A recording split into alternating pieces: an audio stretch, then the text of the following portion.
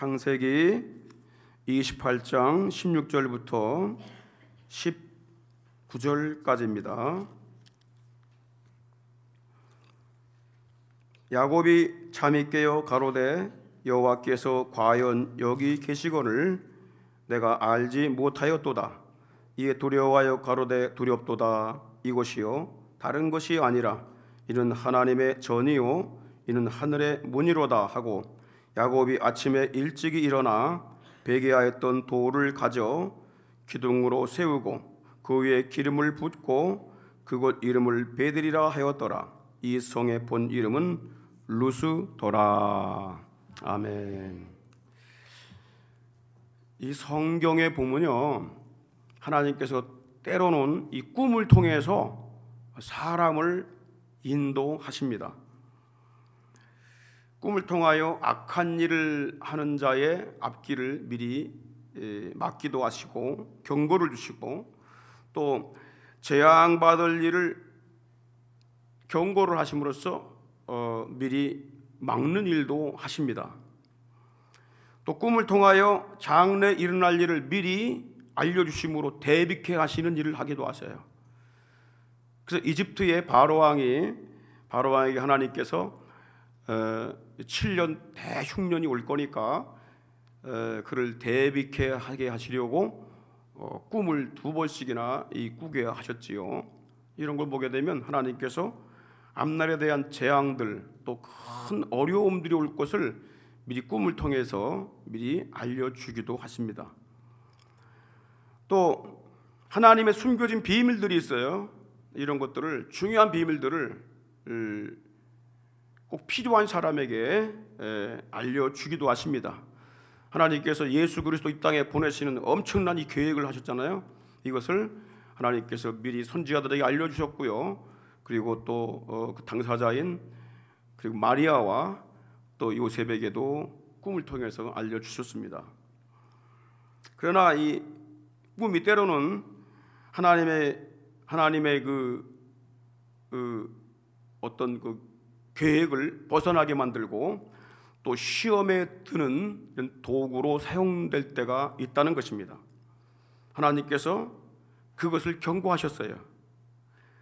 하나님은 거짓 선지자나 꿈꾸는 자의 말을 청종하지 말고 그들을 제거하라고 엄한 말씀도 주셨습니다. 왜냐하면 꿈과 환상을 쫓는 자들이 하나님 말씀을 불순종하게 하여 자기들을 따르게 하고 각종 이단과 사이비 집단들이 일어날 수 있기 때문입니다. 성령의 감동으로 쓰여진 이 하나님의 말씀, 이 말씀을 주신 이후에는 하나님께서 이 말씀을 통해서 사람들을 구원의 길과 생명의 길로 인도하시지만은 그 이전에는 꿈과 환상이나 이상이나 때로는 선지자들을 통해서 사람을 깨닫게 하시고 생명의 길로 인도하셨습니다. 야곱이 가장 힘들고 어려울 때에, 그를 도울 수 있는 자가 아무도 없을 때에, 쓸쓸한 광야길을 고독하게 가고 있을 때에 하나님께서 꿈을 통해서 그를 만나주시고 큰 위로를 주셨습니다. 그때 얻은 위로와 그 확신을 가지고 이 험한 세상을 승리롭게 살아가게 됩니다. 어떤 사람이 땅을 매매하고 다운계약서, 세금을 덜 내려고 다운계약서 쓰죠. 다운계약서를 써서 양도소득세를 포탈한 혐의로 2년 8개월 동안 수감이 되었습니다. 그가 큰 사업가로 나가다가 참 감옥에 들어가 참 자유도 없고 움직이기도 참 불편한 그러한 이 감옥에 있을 때에 창밖을 보다가 우연히 들려오는 찬송 소리를 들었어요. 교도소 종교관이라고 있는데 그 종교관에서 어떤 사람이 아주 어설픈 찬송을 하고 있었는데 그 소리를 듣게 된 거예요. 갑자기 그런 눈물이 막 솟구치면서 예배 드리고 싶은 생각이 났어요. 하나님께 기도 드리고 싶은 생각이 났어요. 그리고 내가 목회자가 되어야 되겠다, 이 생각을 갖게 됩니다. 출소 후에 그의 나이가 57세가 됐는데 그가 신학대학원에 들어갔습니다. 지금 학교를 다니고 있어요. 그가 바로 누구냐면 전두환 대통령, 전 대통령의 차남인 전재용 씨입니다. 감옥에서 가장 고독할 때, 힘들 때 들려오는 그 찬송소리를 통해서 가끔 들어왔던, 또는 누구에게 그냥 스쳐가면서 들어왔던 그 하나님을 진짜로 만나게 된 거예요. 그 제수가 부른 그 찬송은 바로 그에게 하나님의 음성이었습니다. 하나님이 다양한 방법으로 사람을 부르시는데, 에휴, 그럴 리가 있어, 이렇게 하면서 거부하는 사람도 있습니다. 우리가 하룻밤에도 자면서 많은 꿈을 꿉니다. 대부분 잊어버리지만은 야곱이 루스 광야에서 하나님 만나는 꿈을 꿨는데, 이것이 개꿈인지 한날의 춘몽인지 어떻게 알 수 있느냐 말이에요. 야곱이가 어떻게 이것은 하나님의 계시다, 하나님이 나에게 확실하게 주신 말씀이다 라는 걸 어떻게 알았을까요? 한 번밖에 안 꿨는데. 두 가지 이유가 있어요. 첫째는 하나님이 자신을 소개한 걸 보고 알았어요. 소개할 때 어떻게 소개하냐면은, 나는 전능한 하나님이다, 창조자 하나님이다, 어지러지 다 있는 무소부지한 하나님이시다, 이런 식으로 소개한 것이 아니에요. 어떻게 소개하냐면 우리 창세기 28장 13절에 보십시오. 나는 여호와다, 너의 조부 아브라함의 하나님이다. 이게 뭐예요? 너의 할아버지가 섬겼던 그 하나님이야, 그런 거야. 그리고 이삭의 하나님이다 그랬어요. 너희 아버지가 섬겼잖아. 네 아버지가 섬겼던 그 하나님이야. 그렇게 소개해줘요. 그러니까 야곱이 그걸 믿게 된 거야.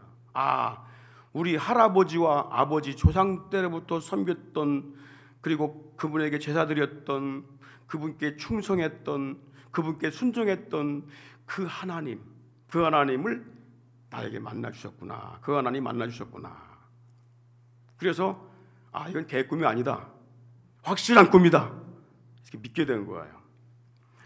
두 번째는 뭐냐면 이거예요. 그 하나님이 주신 말씀, 언약의 말씀이 자기 부모들이 했던 말씀과 똑같다는 거야.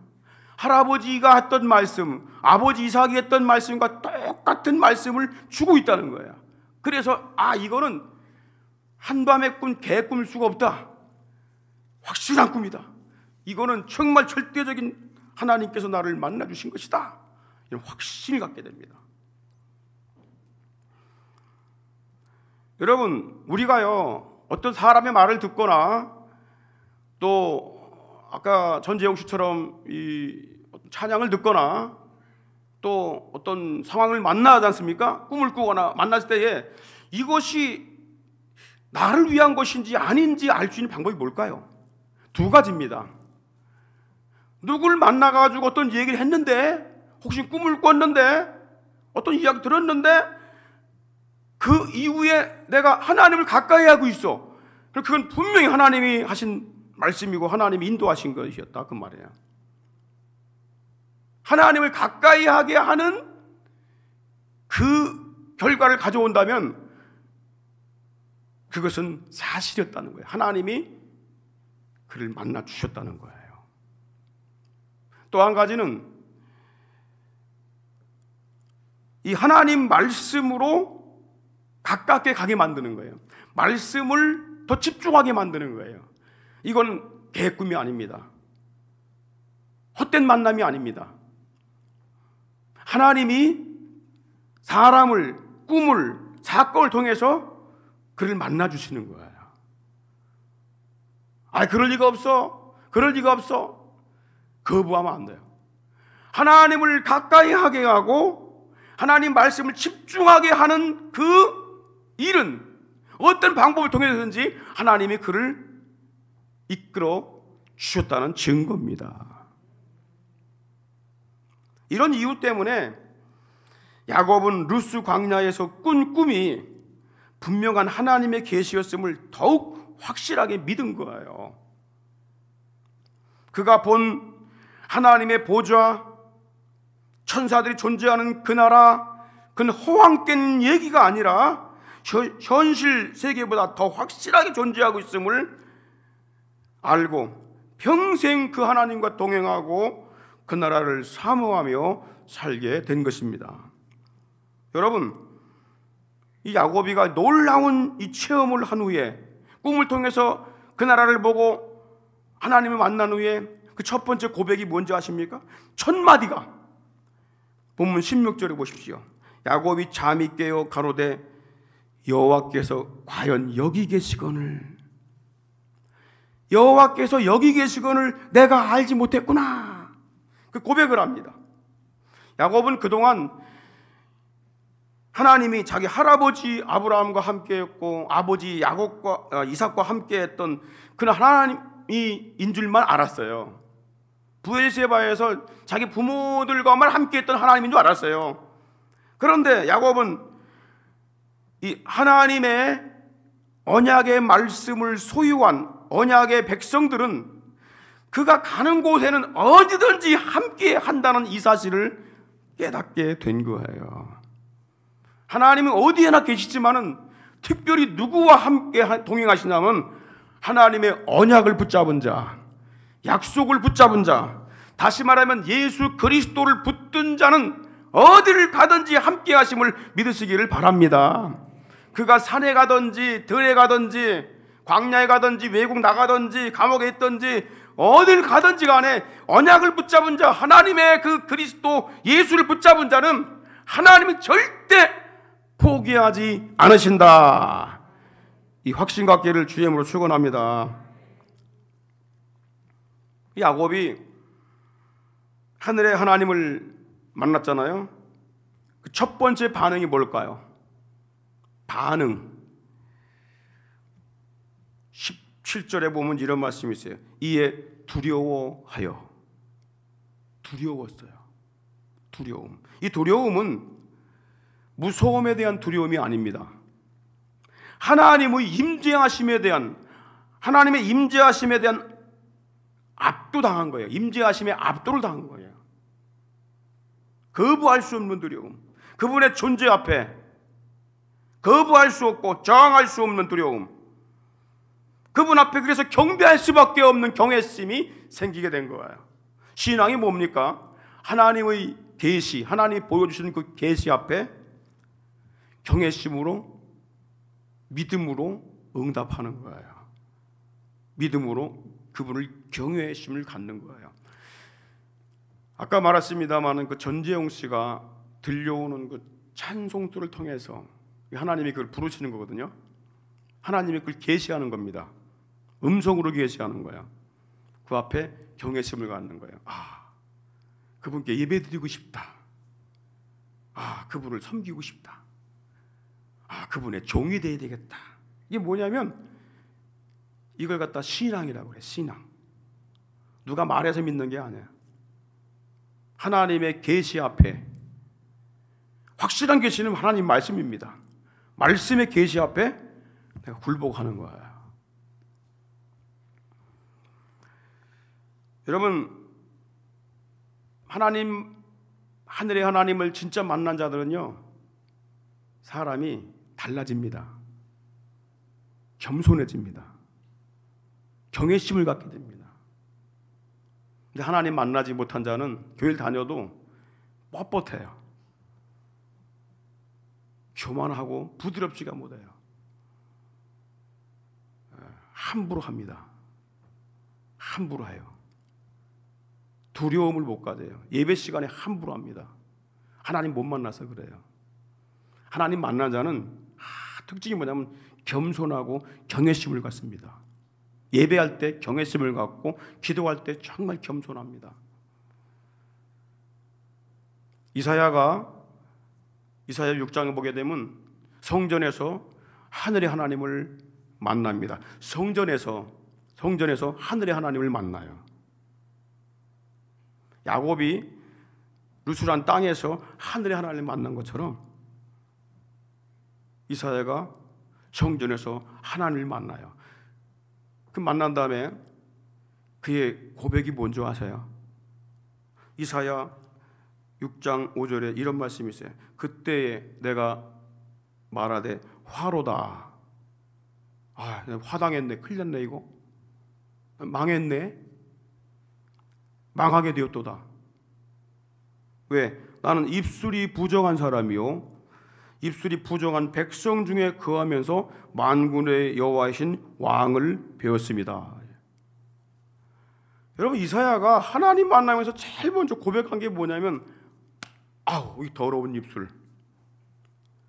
입술로 항상 범죄하잖아요. 입술로 상처 주고. 그 입술은 뭐냐면 내 마음의 상태를 말하고 있는 거예요.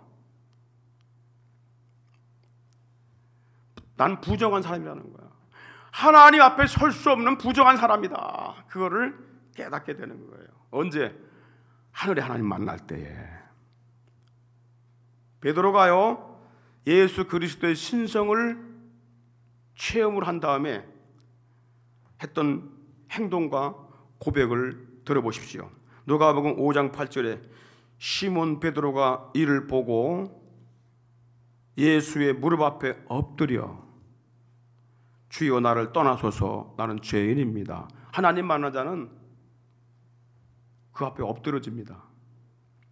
머리를 못 들어요. 베드로가 친구들하고 저녁 때에 배를 끌고 고기잡이 나갔어요. 그물 쳐놓은 거를 거두고 투망도 치고 밤새도록 날이 셀 때까지 했는데 한 마리 못 잡았어요. 그래서 해가 떠오르길래 배를 무태 대고 이번 실패했으니까 다음날 잡지 하면서 그물을 씻고 있었어요. 그때 예수님께서 오셔서 그 베드로의 배에 올라가십니다. 그리고 말씀을 하세요. 그를 따라온 많은 백성들에게 하나님 나라의 말씀을 하세요. 말씀을 마치신 다음에 예수님께서 베드로에게 깊은 데로 가서 그물을 던져라 그래요. 그때에 이 베드로가 이렇게 말을 해요. 주님, 우리가 밤새도록 그물 던졌는데 얻은 것이 없습니다. 그런데 말씀에 의지하여 그물을 내리리이다 하고 쳤더니 그물이 찢어졌다고 그랬어요. 너무 많이 잡혀갖고. 그래서 친구들 배를 불러서 거기에 가득 채웠어요. 2배 가득 채웠어요. 자, 그 다음이 중요한 거예요. 그 다음에 정신이 번쩍 났어요. 내가 밤새도록 잡았을 때는 한 마리 없었는데 이분은 고깃대를 알고 있네. 이분은 사람이 아니다. 그래서 예수님 발 앞에 엎드린 거예요. 주여 나를 떠나소서 나는 죄인입니다. 하나님의 신성, 그리스도의 신성, 하나님 그리스도를 만난 자는요 절대 여러분들 교만할 수가 없는 거예요. 겸손해질 수밖에 없어요. 경외심을 가질 수밖에 없다 그 말이야. 두려움을 가질 수밖에 없다 그 말이야. 하나님을 만나면, 하늘의 하나님을 만나게 되면 본능적으로 갖는 마음이 뭐냐면 자신의 더러운 내면의 모습입니다. 부정적인 죄인의 모습입니다. 자신은 도무지 그분 앞에 설 수 없는 미천하고 버러지 같은 존재임을 깨닫고 겸손과 두려움으로 경외심을 갖는 거예요. 여러분, 사도 바울의 이 경외심이 어디서 나온지 아십니까? 율법과 종교와 어떤 그런 전통적 분위기에서 나온 게 아닙니다. 디모데후서 4장 1절로 2절에 보니까 하나님 앞과 산자와 죽은 자를 심판하실 그리스도 예수 앞과 그의 나타나실 것과 그의 나라를 두고 엄히 명한다. 엄히 명한다. 어디서부터 경외심이 나오냐면 하늘에 계신 하나님이십니다. 그리고 심판자이신 그리스도이십니다. 그리고 그분의 나라입니다. 그분의 왕국입니다. 저는 오늘 여러분들에게 한번 묻고 싶어요. 여러분, 이 시간에 여러분이 하나님과 그리스도와 그 나라 앞에 어떤 모습으로 서 있는가? 어떤 모습으로 앉아 있는가? 거룩함과 경외심으로 예배를 드리고 있는가를 묻고 싶습니다. 교만과 방자함은 그분을 만나지 못했다는 증거입니다. 겸손함과 경외심은 그분을 만난 자의 증표입니다.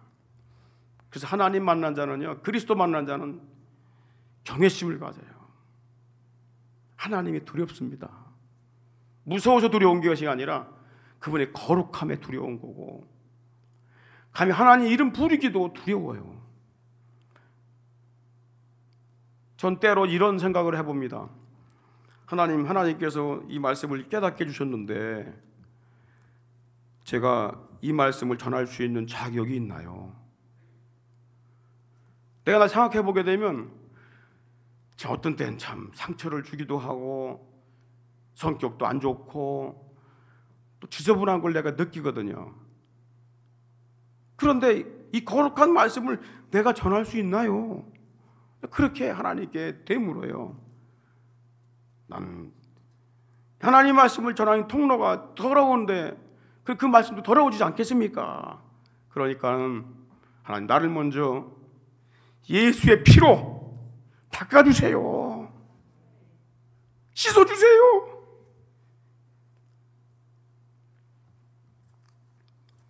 주님 만나면요, 겸손해져요. 말씀을 통해서 만나는 거예요. 나는 환상 본 적도 없어요. 그냥 말씀 보고 하나님 만난 거예요. 하나님 만난 자가 어떻게 한다고요? 겸손함을 갖습니다. 경외심을 갖습니다. 그래서 야곱이 이 하나님 만나는 어마어마한 이 사실, 그 천국을 본 이 사실을 알려주고 싶어. 이 밤에 나 혼자 봤는데 너무 엄청난 이 사건을 보게 된 거야.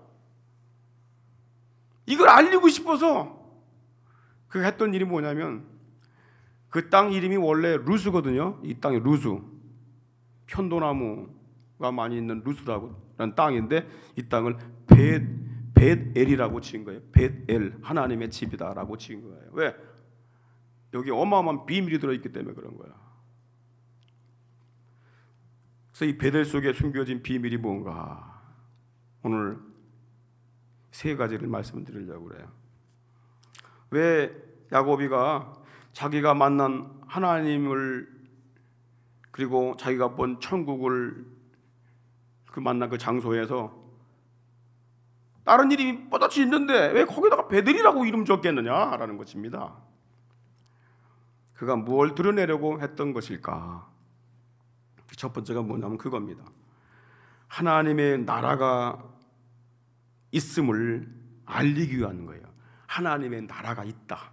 이 땅에만 존재하는 것이 아니라 하나님이 계시는 그 나라가 있다는 것을 알리기 위해서 그 자기가 하나님 만난 장소의 이름을 벳엘이라 그렇게 지은 거예요.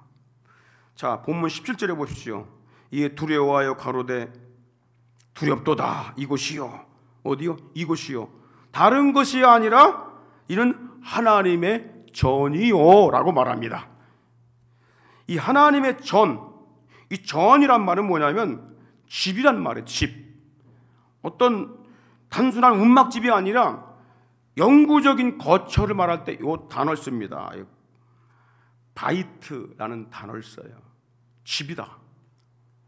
그 야곱이 하나님과 그리스도와 그 천사들이 존재하는 천국이 있음을 후대에 증거하기 위해서, 알리기 위해서 하나님의 집이라는 단어를 쓰게 된 거예요.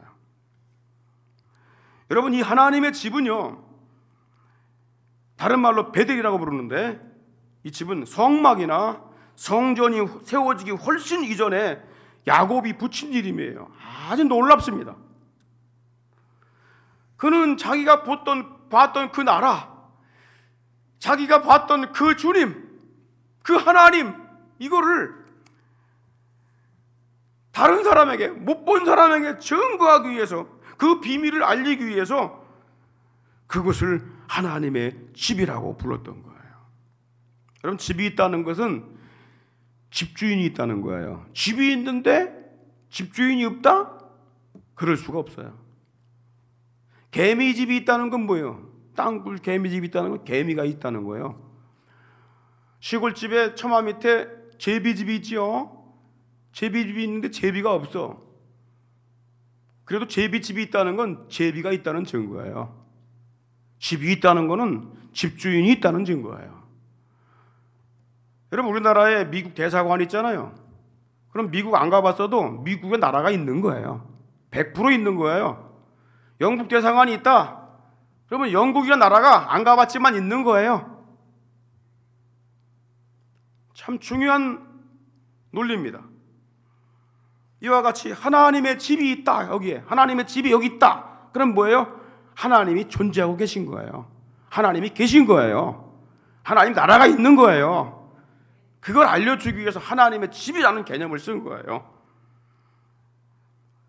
후에 하나님께서 모세에게 하늘의 식양대로, 하나님께서 시내산에서 하늘의 식양, 하늘에 있는 설계도대로 성막을 짓게 만들었어요. 성막이 있다는 건 뭐냐면 하나님이 계시다는 증거고, 하나님 나라, 그분의 나라가 있다는 증거예요.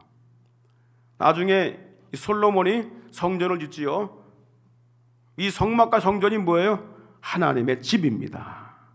하나님께서 그곳에서 택한 백성, 이스라엘 백성들을 만나주시고, 언약의 백성들을 만나주시고, 실수하여 죄를 범할 때에는 죄사함을 주시고, 제사를 받으시고, 또 재앙을 당할 때, 어려움을 당할 때, 고통을 당할 때, 어떻게 해요? 침략을 당할 때 그들을 지키시고 땅을 보호하시고 땅을 고쳐 주셨던 것입니다. 이 땅에 하나님의 집, 교회가 있다. 이게 뭐예요? 하나님이 계시다는 거예요. 이걸 우리가 알고 살아야 돼요. 세상 사람들은 그걸 모릅니다. 두 번째, 베델이라고 했던 이유가 뭐냐면, 베델이란 말은 하나님의 집이란 말이에요. 왜 이것을 하나님의 집이라고 불렀느냐? 천국에 들어가는 문이 있다는 걸 알려주시기 위한 거예요. 아, 그 달에 들어갈 수 있는 문이 있다. 문. 그래서 17절 끝에 보게 되면 이는 하늘의 문이로다. 하늘의 문이로다. Gate of Heaven. 하늘의 문이로다. House of God. 하나님의 집이다. 그 부른 거예요. 하늘의 문이란 말이 뭐냐면 천국의 문이란 얘기예요. 천국에 문이 있단 말이에요. 문이. 세상 건물에 문이 없는 거 있습니까? 문이 없는 건물 있습니까? 아무리 작은 집을 줘도, 큰 집을 줘도 문이 없는 건물은 없어. 다 문이 있어. 여러분, 외국 갈 때에 그 나라에 들어가려면 공항에서 입국 허가를 받아야 돼요. 그게 문입니다. 문. 그 나라 들어가는 문이요. 그게 입국. 그 나라에 들어가는데도 문이 필요한 거야. 집에도 문이 필요하지만은 일본 나라 들어가려면 여러분 문이 필요해요. 그 나라 입국 허가를 받아야 돼. 자, 그렇다면은 우리가 천국에 들어가려면 문이 필요한 거예요. 문이. 들어갈 문이 있어야 되는 거예요. 그 문이 어디냐? 하나님의 집이 문이라는 거예요. 집이. 여러분들 이 교회를 통하지 않고는 절대 하나님과 들어갈 수 없다는 걸 알아야 됩니다. 사닥다리 위에 서 계신 하나님이 그 나라의 왕이신 그리스도이신데 그분을 통하지 않고는 천국에 들어갈 수가 없다는 거예요. 그 나라에 들어가면 반드시 그 나라의 왕이신 그분의 허락을 맡아야 되고 그분을 나의 왕으로 고백을 해야 되는 거예요. 다른 문은 없습니다. 예수 외에 다른 구원자는 없습니다. 예수 그리스도 외에 다른 구원자가 있다고 한다면 그들은 영혼을 도둑질하는 절도요 강도입니다.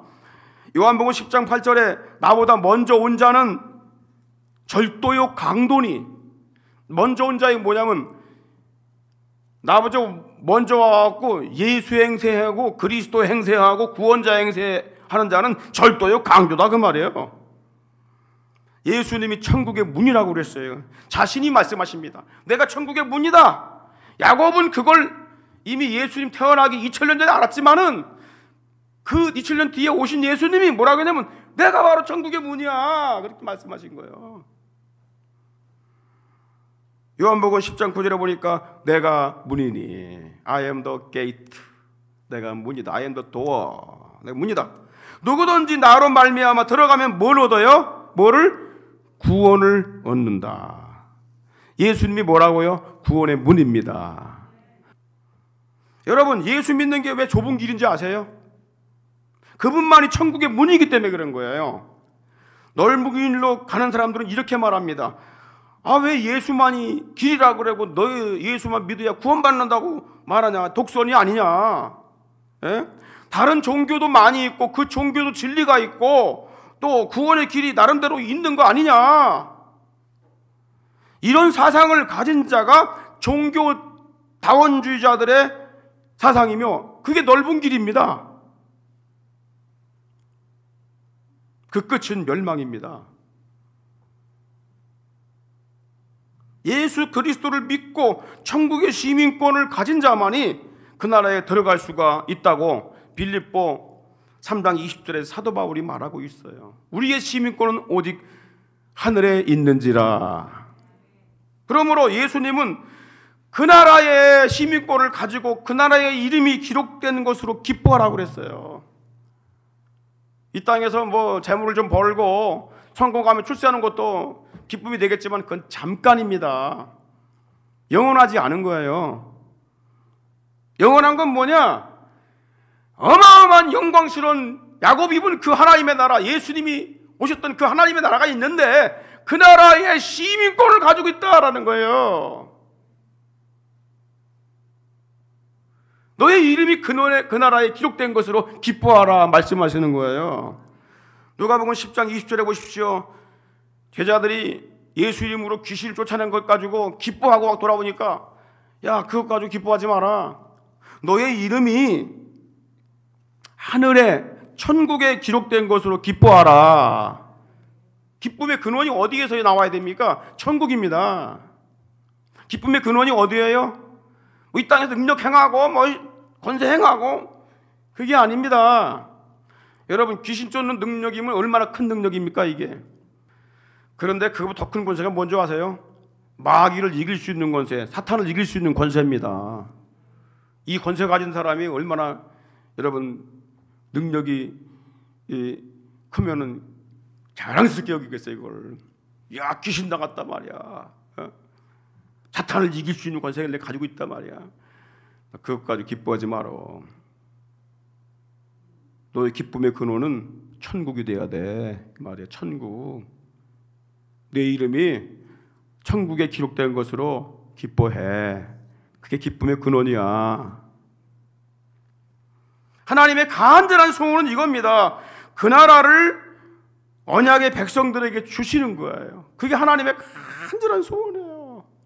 하나님은 모든 사람들이 진리에 이르기를 원한다 그랬어요. 멸망받지 않기를 원하셔요. 하나님은 그 천국을 준비해 놓고 그걸 주기를 원하셔요.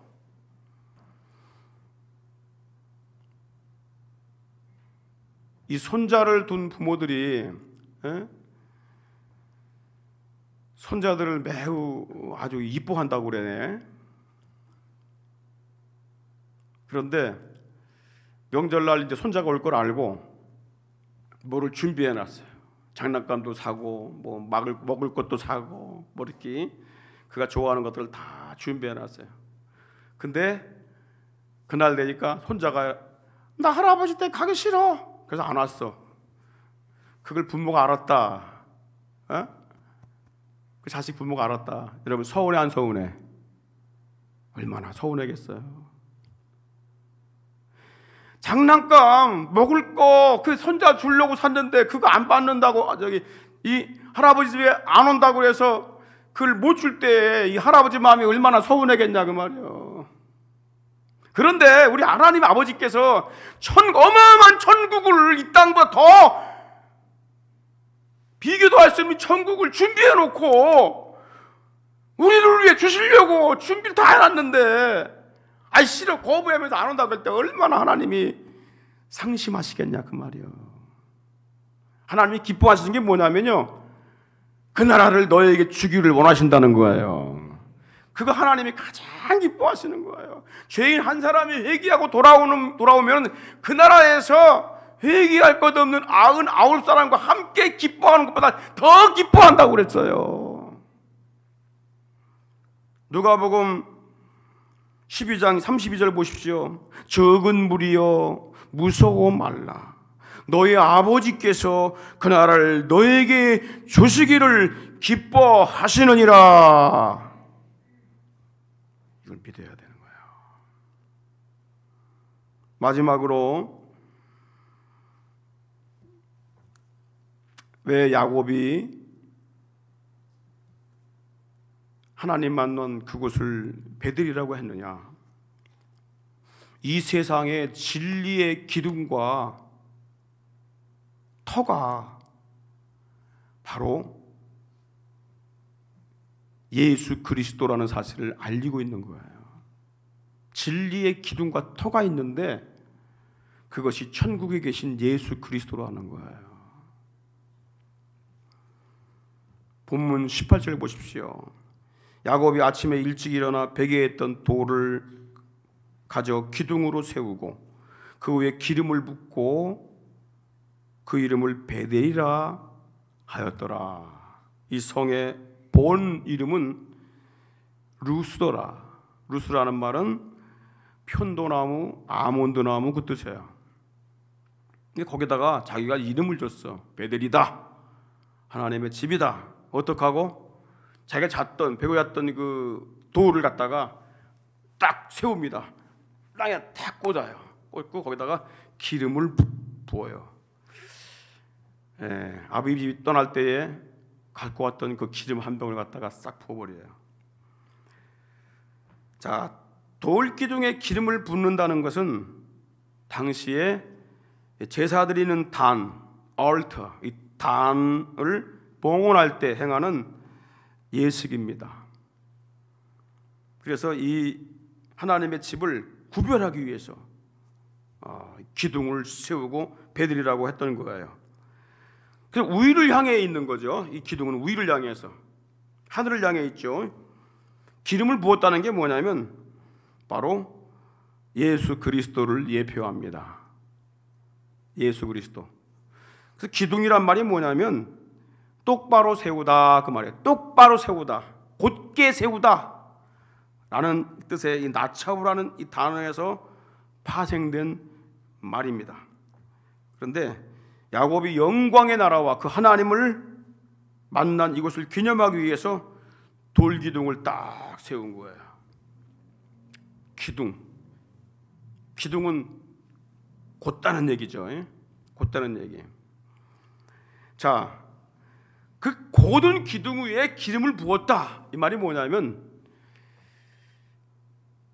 예수 그리스도에게 기름을 부었다는 것을 상징적으로 표현하는 말이에요. 자, 어느 나라나 어느 단체나 어느 기관이나 어떤 모임이나 헌법이 있고 법이 있고 규범이 있고 운영 규칙들이 있습니다. 그리고 뭐가 있죠? 정관이 있어요. 정관이. 그것에 의해서 단체들이 움직여지는 거예요. 단체들이.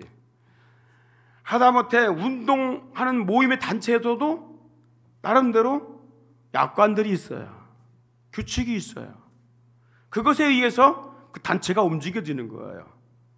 사회도 마찬가지고 나라도 마찬가지고 가정도 마찬가지, 다 어떤 규범이 있습니다. 그렇다고 한다면은 하나님이 이 세상을 움직이는 기준은 뭘까요? 무엇이 기반일까요? 무엇이 통치 기준일까요? 세상의 기준과 기초는 무엇일까요? 무엇이 진리며 무엇이 선이고 무엇이 공의일까요?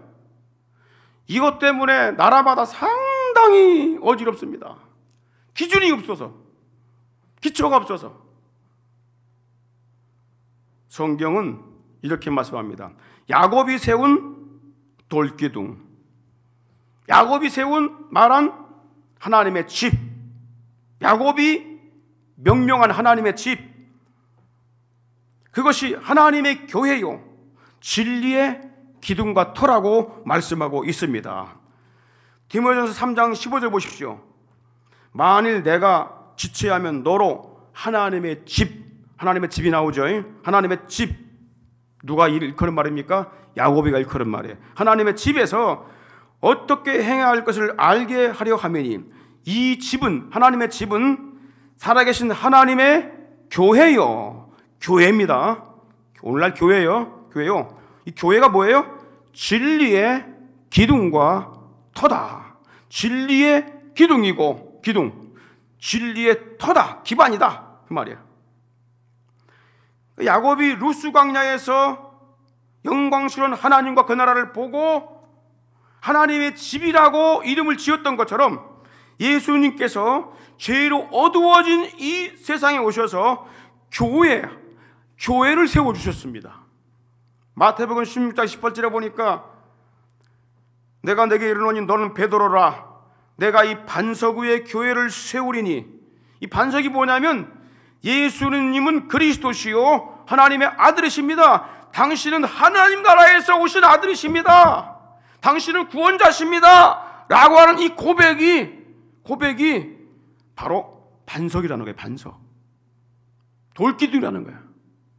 움직이지 않는 진리라는 거예요. 진리. 이 반석 위에 내가 교회를 세우게 되는데, 이 교회는 음부의 권세를 이기게 된다는 것입니다. 음부의 권세를 이긴다. 그 음부의 권세는 교회를 이길 수가 없다는 거예요. 야곱이 세운 하나님의 집, 그리스도께서 세우신 하나님의 교회, 이것이 진리의 기둥과 터가 된다는 사실입니다. 그래서 고린도전서 3장 11절에 보니까, 이 닦아둔 것 외에 능히 다른 터를 닦아둘 자가 없으니 이 터는 곧 예수 그리스도시라. 예수님이 진리의 기둥이시고 예수님이 터라는 거예요. 터. 이걸 분명히 우리가 알고 살아야 됩니다. 진리의 기둥도 예수님이시요, 그 터, 움직이지 않는 터도 예수 그리스도라는 거예요. 여러분, 집을 지으려면요, 터를 단단하게 해야 돼요. 기초를 단단하게 해야 돼요. 모래밭에 지을 수는 없어요. 곤죽에 지을 수 없습니다. 여러분, 이 갯벌을 막고 아파트를 지을 때 가만히 어떻게 짓나 보니까 거기다가 막 10m, 20m 되는 이 파이를 막 박습니다. 꿍꿍꿍 막 깨져서 으스러질 때까지 박아요. 안 들어갈 때까지.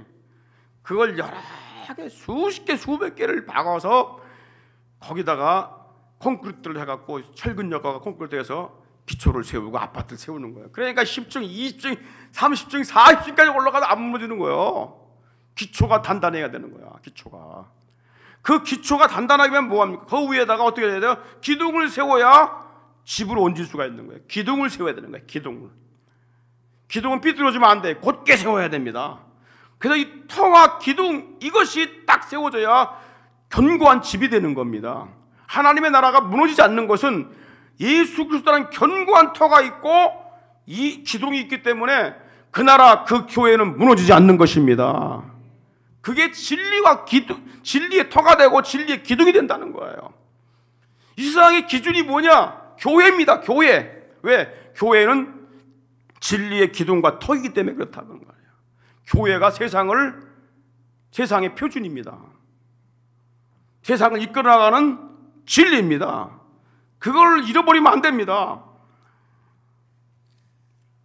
이 세상이 매우 혼탁한 것은 국가와 사회와 가정의 토대가 되고 있는 진리와 이 가치의 기준이 되고 있는 교회가 세속화되고 흔들리기 때문입니다. 진리의 기둥과 터가 되는 교회가 세속 운영 논리에 빠져서 기능을 상실해버린 거예요. 한국 교회가 진리의 기둥과 터가 되는 이 기능을 상실했다는 이 증거를 다음 통계를 통해서 알 수가 있습니다. 여러분, 세계적으로 보게 되면요, 동성애가 점점점 감소하고 있어요. 동성애 감소율이 세계적으로 39.3%가 감소했대요.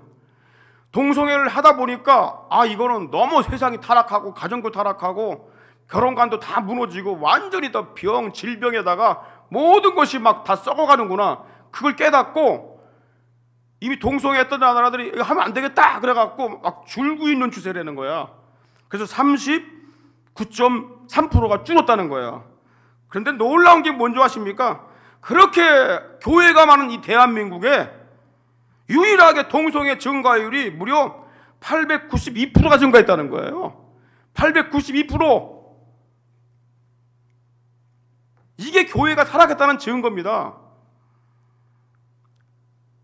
여러분, 교회를 무시하고 교회를 한낱 단체에 불과하다고 이렇게 매도하는 자들이 정치를 하게 되는데 어떤 정치가 나오겠습니까? 어떤 거기서 대안이 나오겠습니까? 동성애를 합법화 시켜야 한다는 거예요. 차별금지법, 그걸 갖다가 제정해야 한다는 거예요. 안타깝지만은 지난주에 성전환을 했던 모 하사가 자살해가지고 죽었지요. 참 안타까운 일입니다. 그런데 이 정치가들이 그걸 또 이용해서, 그러니까는 동성애자들 갖다가 비난하면 안 된다. 그래서 이 법을 만들어야 한다. 그래가지고 동성애를 합법화 시키려고 그래 지금. 기가 막힌 일입니다. 우리 교회에 수원유 다니는 우리 학생이 하나 있죠. 내가 어저께 그 학생한테 아주 이런 말 들었어요. 참 놀라운 말입니다. 그게 뭐냐면, 기숙사에 들어갔는데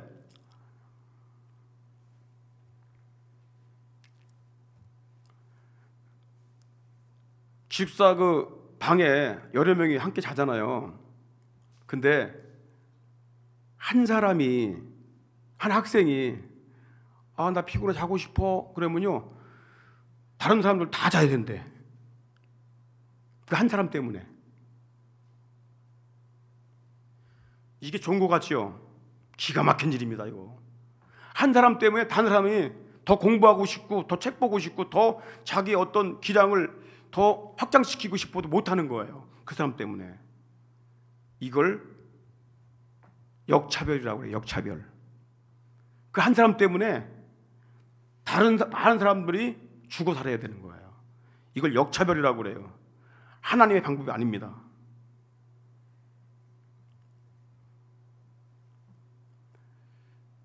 정말 그렇다면은 그 사람을 위해서 다른 잠자는 장소를 마련해 주시든지, 대를 위해서. 그럼 간단한 거 아니야. 다 자야 되는데, 억지로 다 잠을 자야 된대. 동성애자 차별하지 말자고 하면서 그걸 법으로 규정해가지고 다른 사람까지 다 그런 것을 옹호하도록 만드는 것은 역차별하는 거예요. 역차별. 기준이 없어요. 누구야 기준이? 소수에게 기준이 된 거야. 이게 세상입니다. 진리의 터가 되시고 기준이 되시는 주님이 아닙니다. 예수님이 뭐라고 그랬어요? 내가 곧 길이요 진리라고 그랬잖아. 내가 바로 길이다. 길. 인간이 가는 길이다. 내가 바로 진리다. 그리스도가 없어지게 되는 것, 이것이 큰 재앙입니다. 요즘 세상은 교회를 무너뜨리려고 합니다. 왜? 교회가 자꾸 예수를 말하니까. 예수가 진리라는 걸 우리가 잊어버리면 안 된다는 거예요. 말라기에 의하게 되면 성전과 제사장의 타락은 곧 나라의 재앙이라고 말씀하고 있습니다. 하나님이 교회에 주신 절대적 가치와 진리가 사라지고 사람들이 추구하는 상대적 가치에 함몰되었습니다. 음부의 권세를 이기는 권세와 천국 문의 열쇠까지 교회에 주셨는데 그걸 다 잃어버린 거예요. 교회가 잃어버린 거예요. 교회는 진리의 기둥과 터를 회복해야 합니다. 성도들 한 사람 한 사람은 성령의 기름 부음을 받은 하나님의 집이고 교회입니다. 음부의 권세를 이기고 천국문을 열 수 있는 열쇠를 가지고 있는 자들이 성도들입니다. 교회입니다. 일어나서 빛을 발해야 합니다. 너희는 일어나 빛을 발하라. 할렐루야. 무엇이 빛을 발하는 것인가? 야곱처럼 천국이 있다는 걸 선포하는 거예요. 그리스도가 왕이라는 것, 구원자라는 걸 선포하는 거예요. 그리스도가 세상의 진리라는 걸 선포하는 거예요. 그게 바로 빛을 발하는 겁니다. 세례 요한처럼, 예수님처럼, 바울처럼 하나님의 나라 천국이 있다는 것을 알리는 것입니다. 예수 그리스도가 천국에 들어가는 문임을 증거하는 것입니다. 주님이 세우신 교회가 어둡고 혼탁한 세상을 이끌어 나가는 진리의 기둥과 기반임을 증거하고 선포하는 것입니다. 그것이 바로 빛을 발하는 거예요.